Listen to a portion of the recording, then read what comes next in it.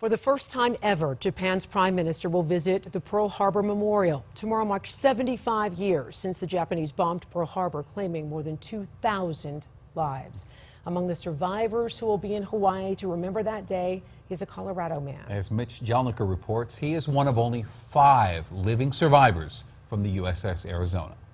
We lost 1,177 men that day on that one ship. December 7th, 1941 poses a unique challenge for those who survived the Pearl Harbor attack.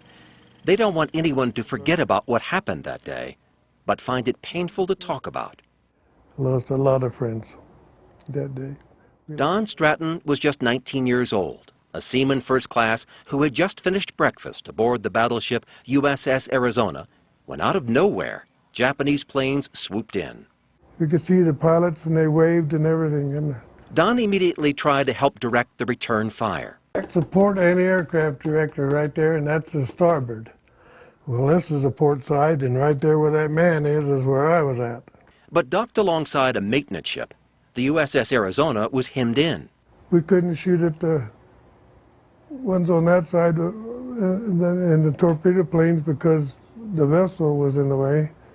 And we couldn't shoot the other way because our kind of superstructure was in the way and it was over Ford Island. The ropes that held the two ships together would later help save Don's life. But before he could think of escaping, Then the big one hit off the port side of number 2 turret and into a million pounds of ammunition and 18,000 gallons of aviation gasoline.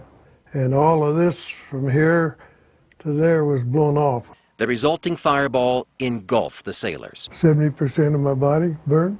Burned so badly that to this day he has no fingerprints. But somehow he went hand over hand on a rope to the adjoining ship. How did you survive that? By the will of the good Lord, I guess. Don spent 1 year in the hospital, enduring countless surgeries and skin grafts.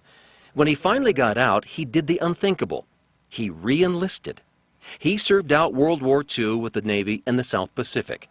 A Purple Heart and other medals hail his efforts throughout the war. But Don's not one to make a big deal of those honors. With a couple of bucks, you could buy a cup of coffee. But you must be proud of those. Yeah, well, I guess I earned them. Don would rather read about news today than talk about that day in 1941. But he never misses an opportunity to pay homage to his shipmates. Every time I go into the shrine room there, I see all the names on the wall there. A lot of people, sailors that I knew.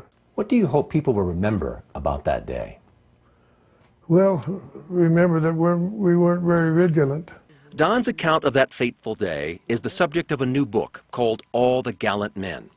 It provides detail of an attack that Don hopes will serve as a powerful reminder for our nation today, even if that event forever haunts the very survivors who know the story best, sailors like Don Stratton. Mitch Jelniker, Denver 7.